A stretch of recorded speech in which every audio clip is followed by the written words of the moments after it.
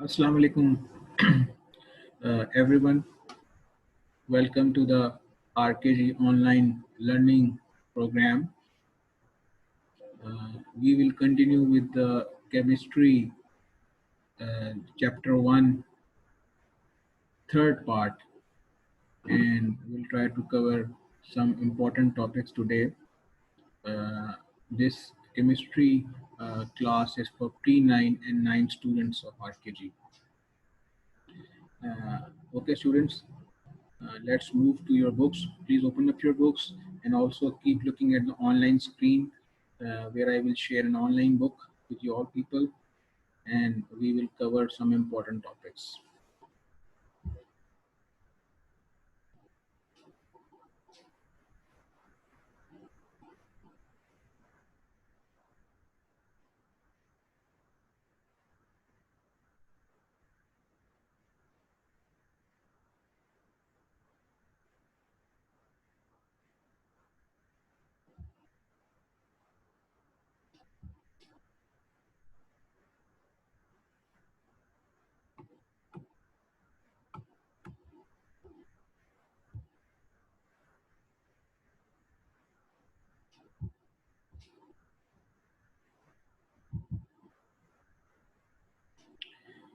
Okay, students, we will be studying today molecular mass and formula mass. सबसे पहले हम definition देखते हैं कि molecular mass की definition क्या है. It is the sum of atomic masses of all the elements. Sum of atomic masses of all the atoms present in one molecule of a molecular substance is called molecular mass. इसको एक example से समझते हैं. Example उन्होंने chlorine की दी है. आपको पता है कि क्लोरीन ग्रुप 7 में होता है. ग्रुप 7 का एलिमेंट है और इसका जो क्लोरीन गैस है वो 2 एटम ऑफ क्लोरीन से बनती है. तो Cl2 is the chlorine molecule. तो अगर इसका मैस निकालना हो तो उन दोनों एटम जो हैं, दोनों जो एटम हैं उनके जो मैसेज हैं they will combine to form the molecular mass of chlorine. अब जैसे for example the molecular mass of chlorine molecule is 71.0 AMU. AMU is atomic mass unit. ठीक है. Atomic mass unit of water is 18 MU and that of carbon dioxide is 44 AMU. ये बात it's very simple. आप अगर periodic table में देखें वहाँ पे मैस एटॉमिक मैसेज हर एलिमेंट के दिए हुए हैं, उनको कंबाइन करना है. जैसे Cl2 में जो है वो क्लोरीन के एटॉमिक मास को जो कि 35.5 होता है उसको ऐड करना है दोबारा क्लोरीन के एटम के एटॉमिक मास के साथ, यानी कि 35.5 plus 35.5 is equal to 71 molecular mass. In the same way आप वाटर पे आ जाइए. तो वाटर का आप देखिए कि H2O इसमें 2 एटम्स ऑफ हाइड्रोजन हैं और 1 एटम ऑफ ऑक्सीजन है. तो अगर ऑक्सीजन जो है वो उसका एटॉमिक जो मास 16 है एंड हाइड्रोजन का एटॉमिक मास ये जो है वो 1 है, तो 2 hydrogen will be like 2 atomic masses added to the atomic mass of oxygen, यानी कि 16 plus 2 equals 18 atomic mass units. तो इनका जो मॉलिक्यूलर मास है वो 18 हो जाएगा. इन द सेम वे हम CO2 कार्बन डाइऑक्साइड की एग्जांपल लेते हैं. कार्बन का 12 है, ऑक्सीजन का 16 है. तो हमने जो है वो इसको कार्बन का लेना है और 16 को 2 टाइम्स आप अगर ऐड करें तो वो 32 बनता है. और 32 में अगर आप कार्बन का ऐड कर लें तो you will come to know कि इसका जो एटॉमिक मास यूनिट है वो 44 है. कार्बन का एटॉमिक मास यूनिट आपने पीरियोडिक टेबल से चेक कर रहे हैं. ठीक है. नेक्स्ट पे आ जाइए. एग्जांपल वो देते हैं कि calculate the molecular mass of nitric acid. Nitric acid का फॉर्मूला आप सबको पता है HNO3. NO3 एक रेडिकल एनायन है, नेगेटिव एनायन है. इस पे -1 चार्ज होता है और ये कंबाइन करता है हाइड्रोजन पॉजिटिव आयन के साथ to form the nitric acid. अब हम बात करते हैं एटॉमिक मास ऑफ हाइड्रोजन, हमें पता है 1 है। एटॉमिक मास ऑफ नाइट्रोजन हमें पता है 14 है, ये हम सब पीरियोडिक टेबल से देख रहे हैं।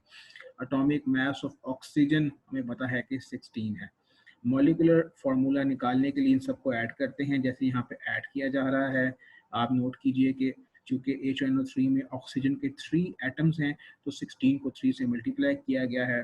तो इवेंचुअली सबको जब ऐड करते हैं 1 + 14 + 48, तो वो 63 AMU एटॉमिक मास यूनिट बन जाते हैं। ठीक है। Ionic compound that form three-dimensional solid crystals, they are represented by their formula units, and formula mass in such cases is the sum of atomic masses of all the atoms present in one formula unit of that substance. ऊपर जो हमने जितने भी आप note कीजिएगा, किसी student ने question भी पूछा था कि मॉलिक्यूलर मास में और फार्मूला मास में डिफरेंस क्या है। लास्ट टाइम ये क्वेश्चन पोस्ट हुआ था, इसको भी मैं आपको समझाता हूँ। बेसिकली कैलकुलेट करने का तरीका दोनों का बिल्कुल सेम है, दोनों का फंक्शन भी सेम है, दोनों के जो यूजेस हैं वो भी बिल्कुल सेम है। नाम उनके डिफरेंट क्यों है? क्योंकि जो कोवलेंट कंपाउंड्स हैं उनके उनके जब हम मास निकालते हैं तो उसको हम मॉलिक्यूलर मास कहते हैं, क्योंकि हमें पता है कि कोवलेंट बॉन्ड में आयंस नहीं बनते, उसमें शेयरिंग ऑफ इलेक्ट्रॉन्स होती है और वो मॉलिक्यूल्स होते हैं, और उसकी वजह से उनको मॉलिक्यूलर मास कहते हैं।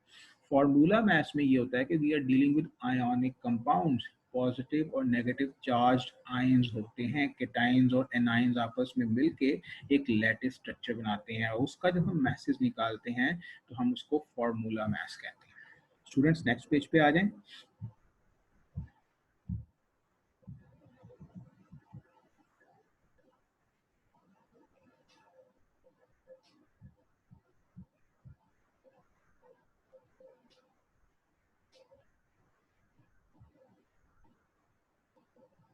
नेक्स्ट जो हमारा एक एग्जांपल उन्होंने दी हुई है कि calculate the formula mass of potassium sulphate K2SO4।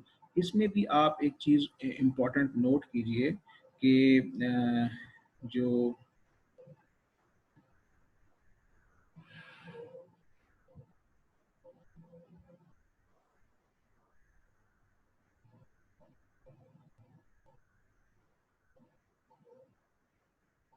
अच्छा, मुझे I just have a feeling कि शायद आपके सामने ये पेज पता नहीं आ रहा है कि नहीं।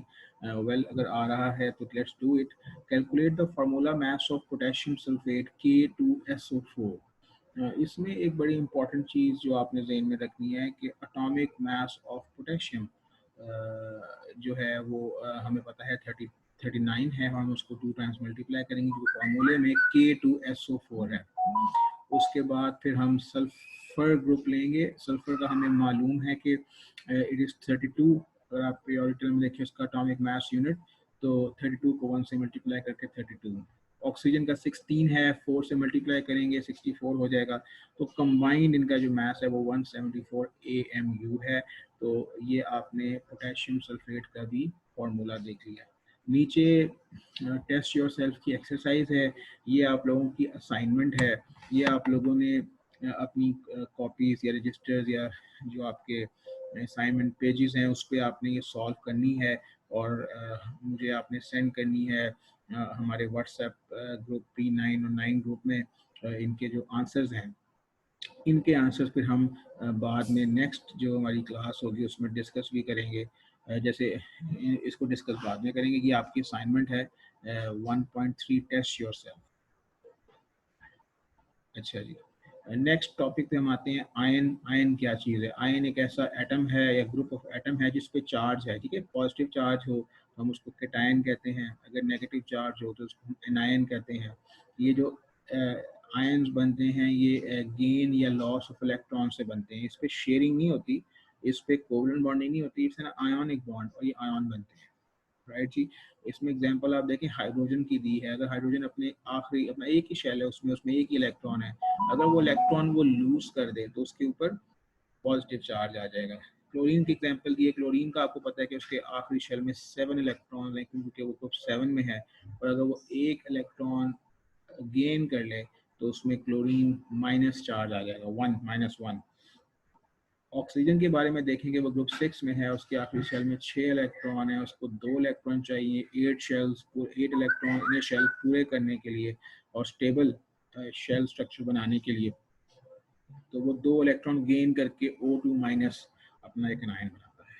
ठीक है जी स्टूडेंट्स, नेक्स्ट पेज पे आ जाए। तो हमने एक टेबल हमारे सामने है कि what is the difference between atom and ion. Atom is the smallest particle of an element. Ion is the smallest unit of an ionic compound. आपको पता है कि एक आयोनिक बॉन्ड होते हैं, कोवलेंट बॉन्ड होते हैं, कोवलेंट बॉन्ड में शेयरिंग ऑफ इलेक्ट्रॉन होती है, आयनिक कंपाउंड में गेन और लॉस ऑफ इलेक्ट्रॉन होता है। तो एलिमेंट्स जब मेटल और नॉन मेटल्स आपस में जब इलेक्ट्रॉन गेन और लॉस के थ्रू एक बॉन्ड बनाते हैं तो उसको आयोनिक बॉन्ड कहते हैं, आयोनिक कंपाउंड कहते हैं। उसके अंदर जो स्मॉलेस्ट हमारा जो एक यूनिट है वो आयन होता है। इसी तरीके से कोई एलिमेंट लें तो उसका स्मॉलेस्ट पार्टिकल जो है वो एटम है। Atom cannot can or cannot exist independently and can take part in a chemical reaction। ठीक है, एटम की खूबी ये है कि वो इंडिपेंडेंटली एग्जिस्ट कर सकता है। फॉर एग्जांपल मैं आपको एग्जांपल देता हूँ, जैसे ग्रुप 8 या 18 जो आप लोग कहते हैं उसमें उसके अंदर नोबल गैसेस हैं, तो वो बड़ी स्टेबल हैं, उनके शेल में 8 इलेक्ट्रॉन्स आखिरी शेल में हैं, वो स्टेबल हैं, वो किसी से रिएक्ट नहीं करती, दे आर कॉल्ड नोबल। तो उनका एक एटम भी एग्जिस्ट कर जाता है और हो सकता है कि वो एग्जिस्ट ना करें। फॉर एग्जांपल अगर आप सोडियम की बात करते हैं या आप ग्रुप 1 के किसी भी या ग्रुप 2 के किसी भी एटम की बात करते हैं, वो बहुत हाईली रिएक्टिव है, तो वो अलहदा इंडिपेंडेंट फॉर्म में एग्जिस्ट नहीं करेगा। तो एटम के अंदर ये एक क्वालिटी है कि वो इंडिपेंडेंटली भी एग्जिस्ट कर सकता है और वो नहीं भी कर सकता। आयन के बारे में ये कि इंडिपेंडेंटली एग्जिस्ट नहीं कर सकता। He has ion has to have a oppositely charged ion in it. Positive अगर आपके पास आयन है, सोडियम प्लस है, तो it needs to react with negative ion, वो Cl से रिएक्ट करके NaCl बना देगा। एटम के ऊपर कोई चार्ज नहीं है, इलेक्ट्रिकली न्यूट्रल, लेकिन आयन जो होता है उस पर नेट चार्ज होता है या नेगेटिव या पॉजिटिव। ओके, तो नीचे आ जाइएगा, यहाँ पे आप एक लाइन पढ़ते हैं जैसे cationic molecular ions are more abundant and anionic molecular ions। इसका ये मतलब है कि जो कैटायन जो पॉजिटिव चार्ज हैं वो ज़्यादा अबंडेंट है कंपेयर टू नेगेटिव चार्ज। ये देखिए पॉजिटिव चार्ज की एग्जांपल दी है CH4 plus, Ag plus, N2 plus. तो नेक्स्ट आ जाएं, what is the difference between molecule and a molecular ion. So molecule again उस पर कोई चार्ज नहीं होता लेकिन वो स्टेबल होता है, लेकिन जो मॉलिक्यूलर आयन है वो बहुत रिएक्टिव स्पीशीज है, उसके ऊपर नेगेटिव या पॉजिटिव चार्ज होता है। मॉलिक्यूल जो है स्मॉलेस्ट पार्टिकल ऑफ एलिमेंट या कंपाउंड है, इंडिपेंडेंटली एग्जिस्ट कर सकता है, उसके अंदर कंपाउंड की तमाम प्रॉपर्टीज होती हैं। ओके, फॉर एग्जांपल CO2 जैसे एक मॉलिक्यूल है, ओके, स्मॉलेस्ट पार्टिकल भी है, या आप कह लें उसके अलावा जैसे वाटर है, जैसे CO2 है, जैसे एनीथिंग ना। और मॉलिक्यूलर आयन जैसे भी फॉर्म है गेन और लॉस ऑफ इलेक्ट्रॉन, जैसे भी नीचे पड़ा CH4 प्लस है, ठीक है, हमें पता है हीलियम प्लस है, N2 प्लस, ये मॉलिक्यूलर आयन है, इनका नेगेटिव पॉजिटिव चार्ज होता है, ठीक है, फॉर्म है आयोनाइजेशन मॉलिक्यूल। ठीक है, सो ये एक इम्पॉर्टेंट चीज़ थी। ओके, एग्जांपल क्या करिए, मोस्ट, अच्छा एक आपको की नोट मिला है पर्पल ब्लॉक के अंदर, most of the universe exist in the form of plasma, the fourth state of matter. हमें पता है थ्री स्टेट का तो हमें पता है, solid, liquid, gas.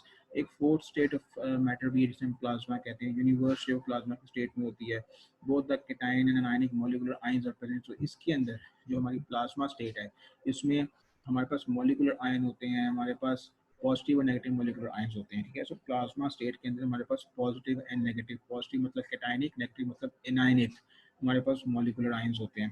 Chlorine molecule में अगर सनलाइट हिट करे तो वो अपने इलेक्ट्रॉन्स को लूज करती है और वो फ्री रेडिकल बनाती है, और 2Cl डॉट। तो आप देखेंगे जितना मीथेन जो है अगर उसको भी सनलाइट हिट करे तो वो CH3 dot plus H dot बनाती है। So these are atoms which bear the same charge, और जो कि these are the atoms that have odd number of electrons। So जो free radicals होते हैं उनमें odd number of electrons होते हैं, जो atoms होते हैं उनमें same charge होता है। ठीक है, एक आयंस होते हैं, एक फ्री रेडिकल्स होते हैं। सो आयंस क्या है कि वो ऐसे एटम हैं जिनमें सिर्फ चार्ज है।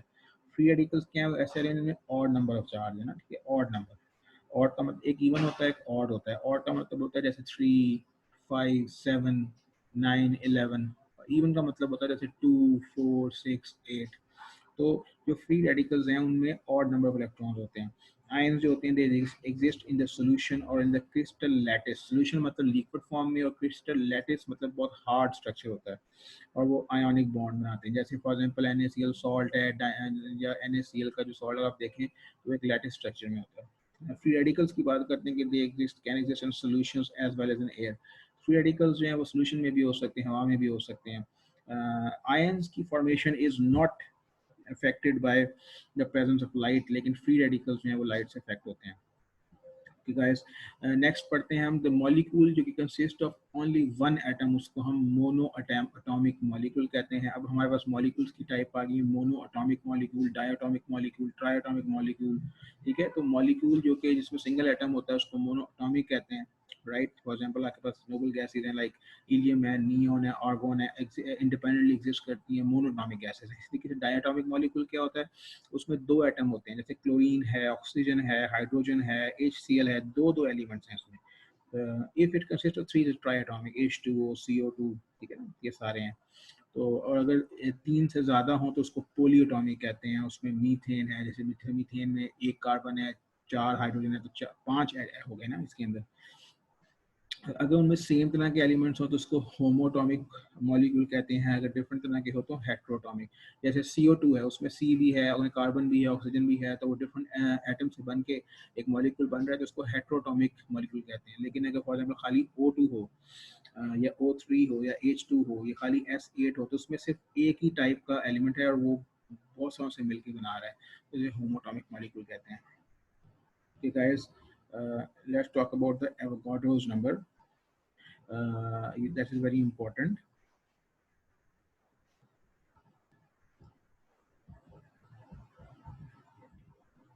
एवोगाड्रो नंबर जो है, आप इसकी एक वैल्यू याद करें सबसे पहले। इसकी वैल्यू 6.02 इंटू 10⁻23 पार्टिकल्स, ठीक है ना। ये आपने फिगर को लिखना है, या आपने मुझे असाइनमेंट में लिख के भी भेजना है कि एवोगाड्रोस नंबर की वैल्यू क्या है। It is 6.02 into 10⁻23। Avogadro number क्या होता है, ठीक है ना। ये रिप्रेजेंट कैसे होता है, ये लेटर N से होता है, ठीक है। तो अभी हम इसको पढ़ते हैं। It is represented by symbol N, hence the 6.02 into 10 raised to power 23 number of atoms हो, molecules हो, formula units हो, उसको हम Avogadro number कहते हैं। इसका मतलब ये होता है कि 1 मोल ऑफ रिस्पेक्टिव सब्सटेंस, उसके अंदर इतने पार्टिकल, किसी भी चीज़ का जो 1 मोल होगा, 1 मोल एक यूनिट है, उसके अंदर 6.02 into 10 raised to power 23 particles होंगे, चाहे वो एटम है, चाहे वो आयन है, वो पार्टिकल उसमें होंगे। अब हमने एवोगाड्रोस नंबर को और मोल को समझना है। ओके, सो पहला पॉइंट पढ़ते हैं। 6.02 इंटू 10⁻23 एटम्स ऑफ कार्बन जो हैं वो equivalent to 1 mole of carbon है। जब भी हम कार्बन का 1 मोल लेंगे तो हमें पता है कि 1 मोल में कितने एवोगाड्रोस नंबर होते हैं, 6.02 इंटू 10⁻23 एटम्स। नीचे आ जाए, हम वाटर का लेते हैं। 1 मोल ऑफ वाटर जो होगा उसमें भी सेम नंबर ऑफ मॉलिक्यूल होंगे। किसी भी चीज़ का आप मोल ले लें, it will have same number of particles. Water के अंदर भी 6.02 इंटू 10⁻23 मॉलिक्यूल्स हैं, और कार्बन के अंदर 6.02 इंटू 10⁻, एटम्स हैं। हम सोडियम क्लोराइड की बात करते हैं, NaCl जो है इसके अंदर 1 मोल ऑफ सोडियम क्लोराइड के अंदर 6.02 इंटू 10⁻23 जो है वो फार्मूला यूनिट्स ऑफ NaCl है। सो ये जो एवोगाड्रो नंबर है, बेसिकली क्या है कि किसी भी चीज़ का 1 मोल होगा तो उसमें 6.02 इंटू 10⁻23 पार्टिकल्स होंगे।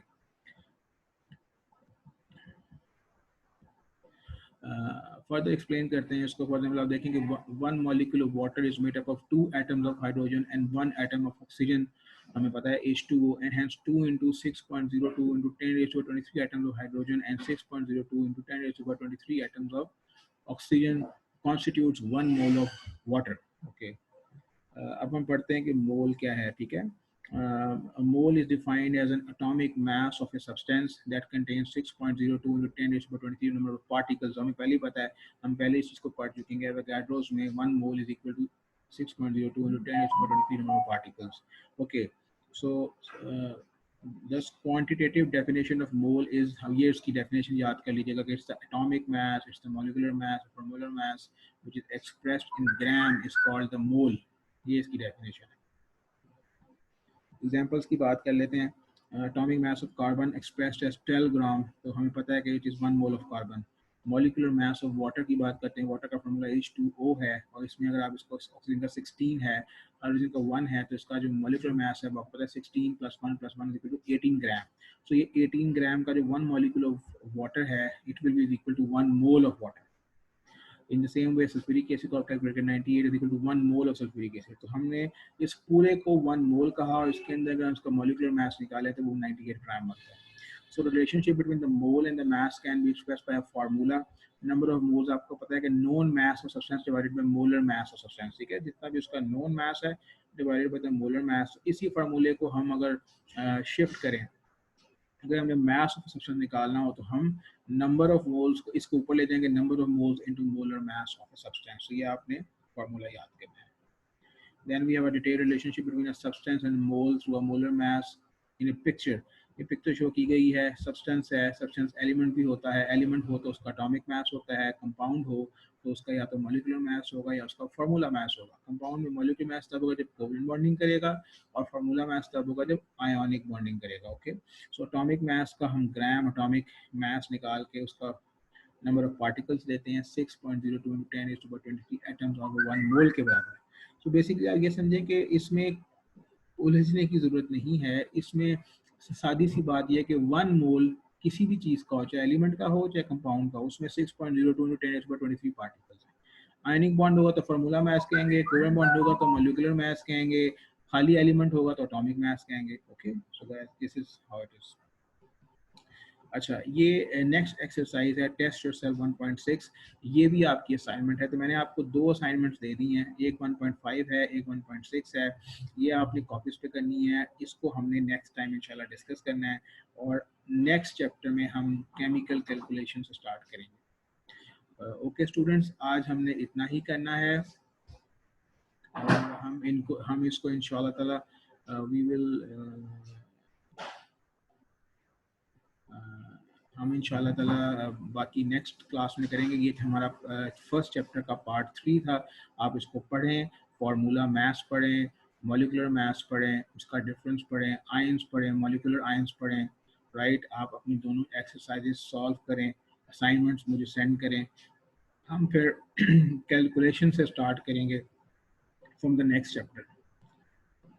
ओके गाइस, टेक केयर, अल्लाह हाफिज, स्टे होम, स्टे सेफ।